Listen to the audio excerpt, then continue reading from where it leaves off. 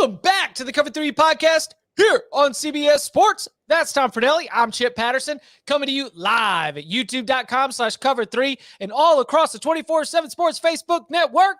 Thanks for hanging out. Smash that subscribe, smash that like, come and join us in the chat. Very, very busy week for you here at the Cover 3 podcast because, of course, we're here on a Tuesday night with instant reaction to the new college football playoff rankings. We still got this one, then rivalry week. Then we'll be back for another Tuesday, then championship week. Then on Sunday, December 4th, we will have our final college football playoff rankings, the ones that will set in motion the semifinals in the Fiesta Bowl and the Peach Bowl to ultimately decide the national championship. Georgia is still your number one. Ohio State 2, Michigan 3, TCU 4. No changes there. USC is up to number 5 after that big win against UCLA. No. Oh. LSU's at 5. LSU's at 5? I just came straight off CBS Sports HQ doing the preview. LSU is at 5. USC is at 6. Oh, that is not good. Welcome. LSU at 5, USC at 6, Alabama at 7, Clemson at 8. Am I still correct You're now? still there, yeah. All right. Clemson at 8, Oregon at 9, Tennessee at 10. Tennessee, of course, dropping from number 5 to number 10. They really moved LSU into 5? Yes. LSU at 2 losses, one of them by 27 points. They put LSU at 5? Mm-hmm. Yeah. It's got a close loss to the number 10 team. Number 16 team. Oh, yeah, Florida State. It's got a 27-point loss to the number 10 team, but it did beat the number 7 team. And that's all that matters because, again, Chip, what have I mentioned here many, many times about losses in the SEC? Losses in the SEC are worth more than wins anywhere else. So the selection committee could have done a lot of things here. But they put LSU number 5? Yeah. All right. Okay. Yeah.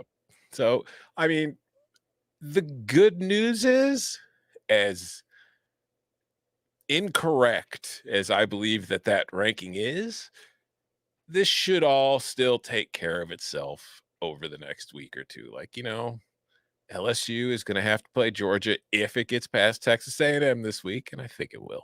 Well, they're going to have to play Georgia anyway. Mm-hmm. That's already set. They're locked in. That's what I'm saying. Yeah. But if they beat Texas A&M, they've still got to play Georgia. So if they beat Georgia, then things will get interesting.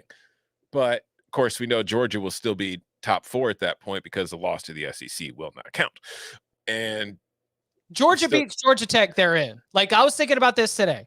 Georgia losing to Georgia Tech and LSU, which, again, 35-point favorite against Georgia Tech, currently 16 to 17-point favorite against LSU. The odds of Georgia losing outright to Georgia Tech and LSU, extremely, extremely long. But I think if you lose those both, Georgia would be gone. I'm not ready to say Georgia is 100% lock, but Georgia beats Georgia Tech. Georgia's a lock. Yes, I would agree with that. Unless they get absolutely blown out of the water by LSU in the SEC title game and a bunch of other teams went out. But even then, I don't think I think Georgia's 1 win away from being in for sure. Yeah, so Georgia at 1. All right, so the committee's got LSU at 5. So is this bad news for USC? Because I guess the other side, if we're going to calm ourselves down from being outraged about that, USC, you just go take care of business against Notre Dame, a team that is now climbed up to number 15. You go and you win in the Pac-12 championship game against either a number 9 Oregon, a number 13 Washington, or a number 14 Utah. I mean, you are closing the season with top 20 win after top 20 win after top 20 win, and your only loss would be by 1 point on a walk-off 2-point conversion. If you are a USC fan right now, do you just tell yourself that you can't get caught up in the outrage, not only because of what has to happen in Atlanta, but also the challenges that are still ahead? If you're a USC fan, I honestly think you need to root like hell for Texas A&M this week, and then you need to root like hell for Georgia in the SEC championship because, like you mentioned, USC plays Notre Dame this weekend. So if USC wins that game, we can't assume that it's going to pass LSU, because this week, LSU last week was ranked 6th. USC was ranked 7th. LSU beat UAB. USC beat UCLA. On the road. LSU was bumped up a spot. USC was bumped up a spot. So from that metric, LSU's win over UAB was worth just as much to the committee as USC's win over UCLA. So if USC beats Notre Dame and LSU beats Texas A&M, can we be sure that they'll bump USC up over LSU? Because it seems that they really like LSU right now. If they are going to value conference championships at all, something that they declared prior to the very first college football playoff in 2014 was going to matter as much as head-to-head, was going to matter as much as strength of schedule, was going to be one of the 4 or 5 core tenets of ranking teams with a selection committee in college football, something that, especially with a small committee like this, had not been done before, then you have got 12-1 USC has to be in at this point. I would imagine so, but I don't know. I would logically, yes, but we can't really use logic when trying to figure out what the hell the committee's trying to do on a weekly basis. It's logically USC should be ahead of LSU right now. And again, I don't question why the committee would have doubts about USC. Yeah, it beat UCLA. That's a big win, but it didn't blow them out. And it also has that questionable win against Oregon State earlier in the year. And if you look at its overall resume, like, okay, Oregon State's ranked now, so that counts as a ranked win. UCLA is ranked now and still, but that counts as a ranked win. But they haven't been blowing teams out. So from that perspective, I get why there are doubts about USC. It's just LSU has 2 losses. I know that they were against the number 10 and the number 16 team, but even though Tennessee's ranked 10th, it was a 27-point home loss. And we have seen in years prior where top teams lose by 3 or 4 scores, they don't get to stay ranked number 5, especially if they have 2 losses. So I don't know. Apparently beating Alabama is worth a ton as long as you don't lose to South Carolina. But if you lose to the team that lost to South Carolina by 27 points, that's okay. But being Alabama is still worth a ton. Oh, God, yeah. Yeah, because Alabama gets to be ranked 7th, despite the fact that its best win this season is against number 21 or number 20 Ole Miss. An Ole Miss team that is like bleeding out right now. An Alabama team that lost to the two best teams it's played, and it has 1 ranked win, gets to be number 7 with 2 losses because it's Alabama, and that's all that matters.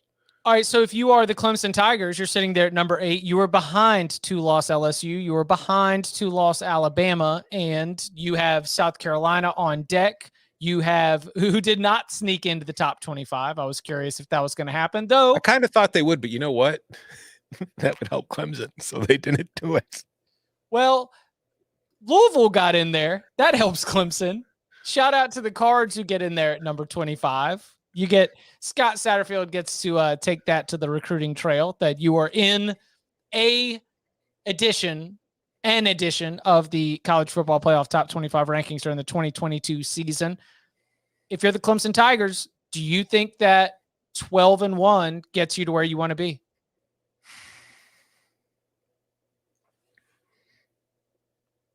North Carolina better win this week. I don't know. Again, it's like I don't have any questions why the committee is skeptical about Clemson, but they're very, very skeptical. And in my opinion, if Clemson goes 12-1 and wins the ACC, which means it's beating the South Carolina team that just beat up your top 10 Tennessee team, it's beating a North Carolina team that you still have ranked, and then it will have it's got 15, 16, and 25. Exactly. Then, yeah, a conference champion with 3 wins over top 25 teams should be in the playoff as long as there aren't 4 other undefeated teams. But I don't know. I can't guarantee if I'm a Clemson fan, the fact that I'm still behind Alabama be concerning. But you would think that adding those 2 wins would be worth more than Alabama adding a win over Auburn. You would think, but we shouldn't assume. One of the statistics on the college football playoff selection committee team sheets is not only your record of your opponents, but I believe also the record against teams with a winning record. Right now, Auburn is 5-6. They fall to 5-7. How much is that worth for Alabama? By the way, the tinfoil hats in the chat, shout out to all my tinfoil hats in the chat, said that Kirby and Georgia are going to do what they're told and lie down in the SEC championship game. No, they're not. While I am always here for hilarious, I don't think that would be hilarious. There's no way in hell. The thing that I want is a true juggernaut.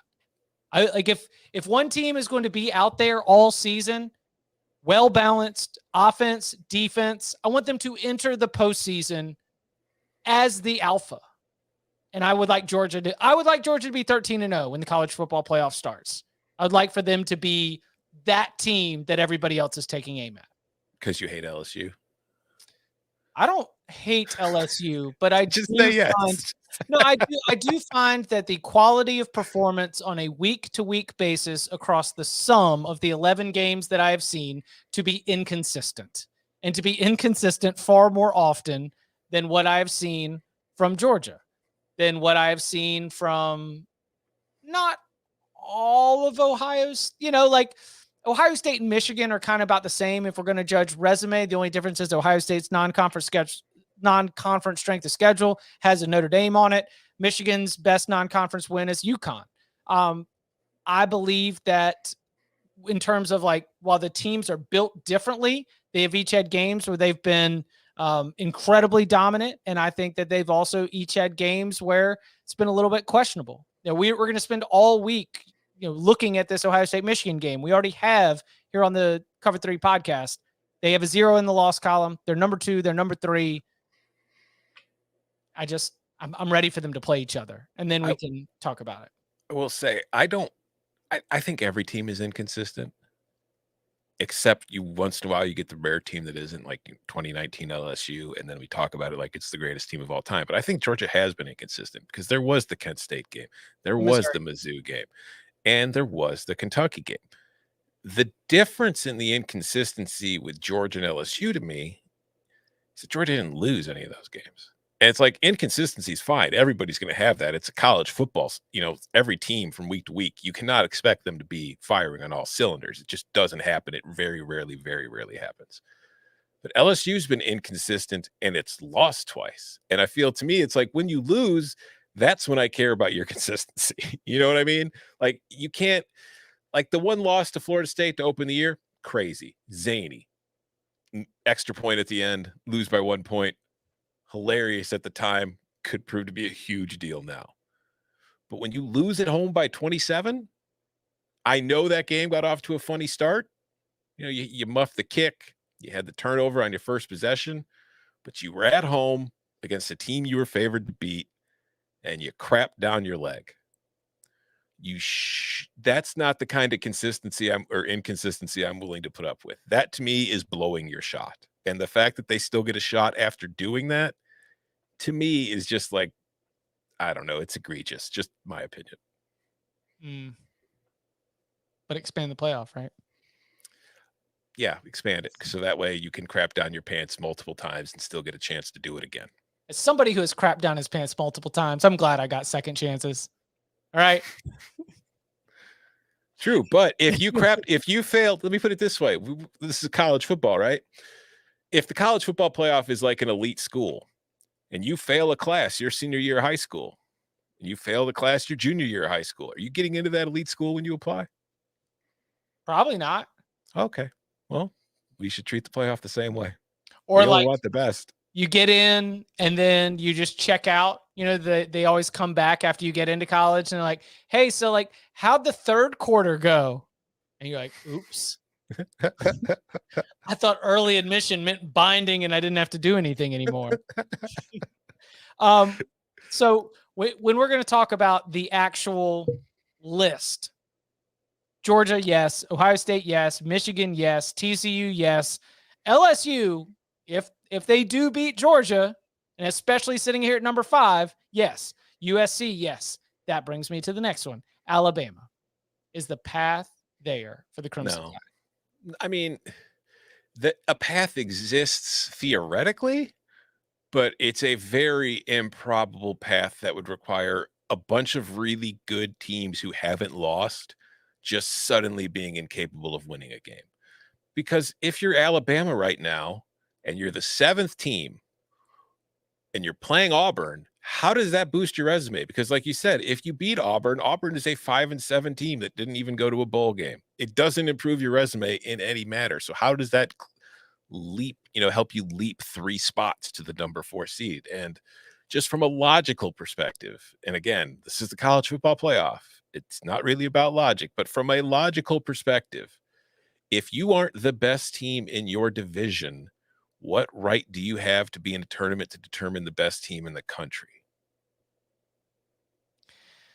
Unfortunately, we have a history of teams not winning their division and not only making it to the college football playoff, but winning the daggum national championship. Mm-hmm. That, of course, was Alabama who did that.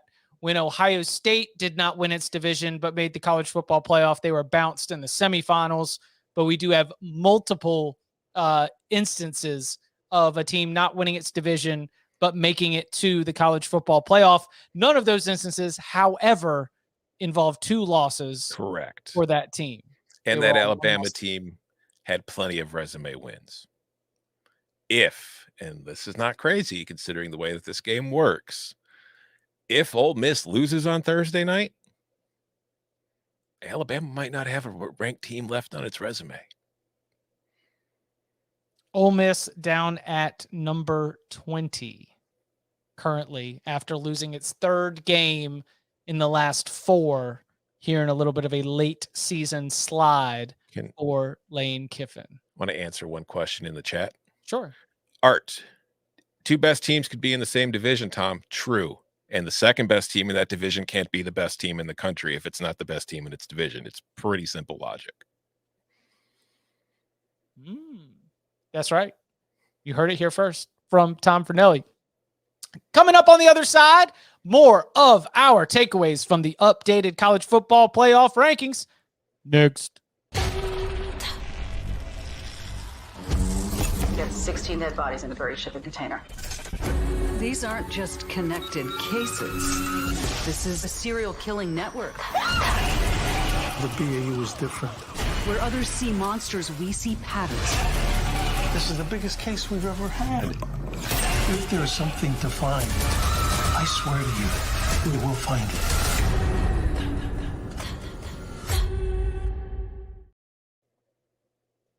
One of the updates that we do have from the college football playoff rankings as it pertains to the New Year's Six is that race to be the highest ranked team from the group of 5. Currently, Tulane at number 19, UCF at 22, Cincinnati at 24. UCF plays USF this weekend. They are heavily favored. I got to expect that the Knights win that game. But it would be hilarious. It would be hilarious. Listen, but the Gus Malzahn ping pong effect says that after we've gone down, we've got to bounce back up. Yes, right? Correct. Okay. Correct. So that means that Tulane and Cincinnati is a play-in game. Is there any scenario where whether you are a UTSA who might be sitting right on the edge of this, whether you might be a Coastal Carolina who might be, number 29 if they were to extend this thing to number 35, do you see any scenario where the American Athletic Conference does not end up in the Cotton Bowl or whatever the group of 5 spot is in the New Year's Six? Yeah. I think that if Tulane or Cincinnati, the winner of that game, gets in, and then UCF beats that team, so then the American Athletic Conference champion is 3 losses, you could see a G5 team come up and take that spot, although I don't think it would be UTSA or Coastal, because I think the Sun Belt's the better division this year, but I think that just recognition, I think Boise State's got an outside chance to get in. 2 because losses right now, right? it's 8-3 right now, but it's 8-3. undefeated in the Mountain West. It's going to get Fresno in the title game. I don't think it's likely, but I don't think we can rule it out. I do think that the group of 5 team will be from the American in 99% of the time. But if it's not, I think Boise State's your best kind of bet to be somebody else. Boise State's been a wagon. That's just been our own personal enjoyment on the Cover 3 in conference podcast. play. They seem to take non-conference games off, but when they're playing the Mountain West, they are a wagon. Andy Avalos is the new Chip Kelly. He came from Oregon and he brings that new mentality. Is there anybody near the back of these rankings that give you pause in terms of their inclusion in the top 25? Louisville, I'm not going to argue about number 25 being in there, but because they have been playing pretty well lately, I'm just kind of surprised that they're in there. I don't know, Texas. I mean, they're in there. So I guess we've been wrong. I completely ignored the fact that Texas is there. So I'm sorry, Alabama. You have 2 ranked wins. So Texas needs to play every game like it just got disrespected, and then it would be fine. That's the problem, is they get too much respect. They played so angry against Kansas. I don't even think we talked about that on the reaction show, did we? Did we? No. Yeah, they put 55 on the board. And they played mad, and they were like rubbing Kansas's face in it. Kansas trotted Jalen Daniels out there.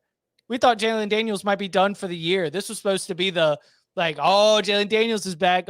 Texas was in trouble. Point spread was like around 9 or so. I mean, not saying that it was going to be a coin flip, but certainly not 55 on the scoreboard for the Longhorns.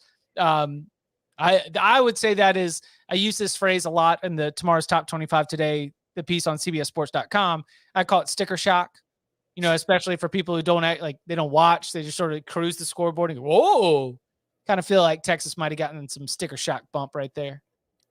Going back to what you were saying earlier, I think you're right about Louisville. I think it is just a favor to Clemson because first of all, it's funny that there are 2 4-loss teams in the rankings, and one of them's Texas, which you could, if you were to guess which 4-loss team would be ranked at any point, it would be Texas because it's Texas.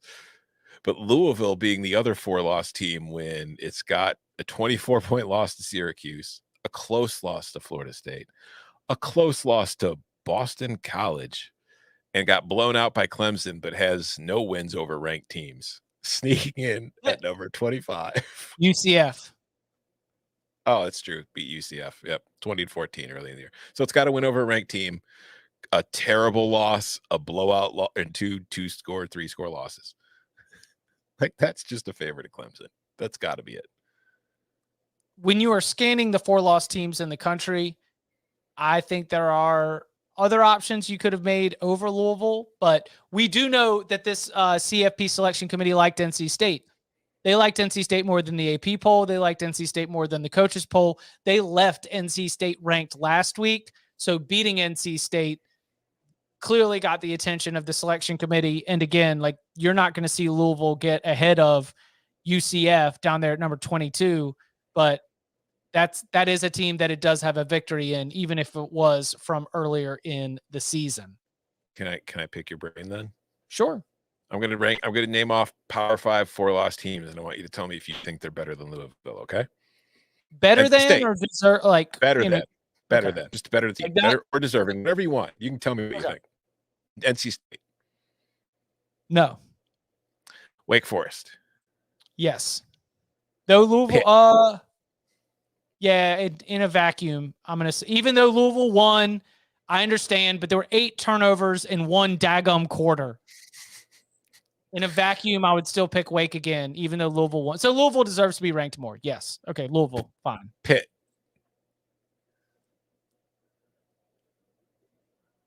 Louisville. Duke. Louisville. Oklahoma State. Oklahoma State now or Oklahoma State 1984? Billy Madison reference right there. Jack Nicholson now or Oklahoma State now? Louisville. Iowa. Purdue.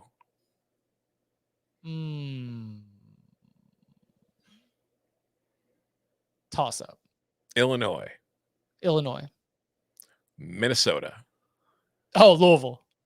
Yeah. Okay, good. At least we're on the same page there. How many more are there? I'm sorry. This is great podcasting right here. Washington State. I'll give that edge to Louisville. How about a South Carolina team that just beat a top 10 team by 30? I might take South Carolina. Yeah. How about a 7-4 Mississippi State team?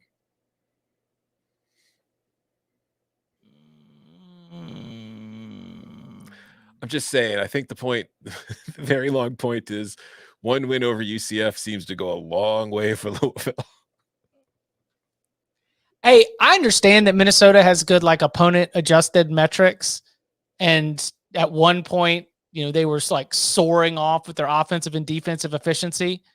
But that's not the best 4-loss team in the country. I don't think so, but I thought we said it was Fraud Stomp Saturday. We got to get the Gophers out of here. Computer tricking Gophers. I'll tell you what, PJ Fleck tapes bowl practices and he tricks the computers. Mm-hmm. It's true. It's true. That's With true. that run efficiency. Yeah. Anything else before we get out of here? No. I mean, I wanted to be mad like that Florida State is ranked ahead of North Carolina, but I cannot be mad that Florida State is ranked ahead of North Carolina because if the two of them played right now, Florida State would probably wipe the floor with them. Oh, no. I would not take wipe the floor at all. I think that North Carolina deserves to be punished for blowing a 17-0 lead at home to Georgia Tech. From a rankings perspective, you do not have the same position as a Florida State team that is surging at this point in the season. Like that, when you are splitting hairs, and that's what happens when you're dealing with this portion in the rankings, Mhm. you're like, you were literally trying to like slot these against each other. Anybody who has to fill out ballots, you have to fill out a ballot. I have to fill out a ballot. You end up with teams on the same tier. You end up with like 6 teams that you're like, I don't know. They're all the same to me. And you have to find reasons to slot one ahead of the other. And the one that has won 4 games in a row and seems to be playing its best football right now is going to win a tiebreaker against the team that just blew a 17-0 lead against unranked Georgia Tech on its 3rd string quarterback. Yeah. But maybe Georgia Tech's backup coach and 3rd string QB were the best options available all along, and now Georgia Tech's just better. That really makes you think. It makes you think. Oh, man. I love this big, dumb sport with all of my heart.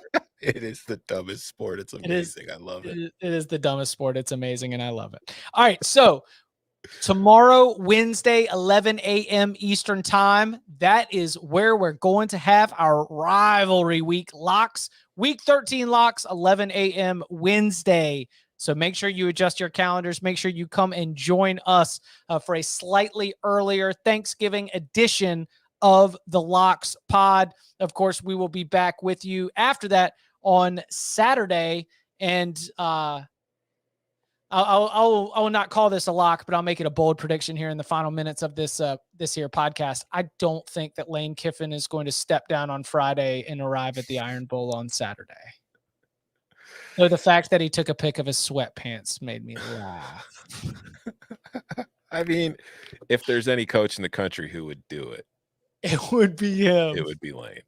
Yeah. Well, if there's any coaching news on Friday, Tom and I are going to be on CBS Sports HQ for the 11 a.m. pregame hour. So come and hang out, CBS Sports HQ on the CBS Sports app, cbssportshq.com, previewing the entire day and the entire weekend as well. So we'll be around breaking it down. Again, Wednesday, 11 a.m. Eastern time for your Week 13 locks. And you can follow him on Twitter at Tom Fernelli. You can follow me at Chip_Patterson. Gentlemen, thank you very much. Thank you.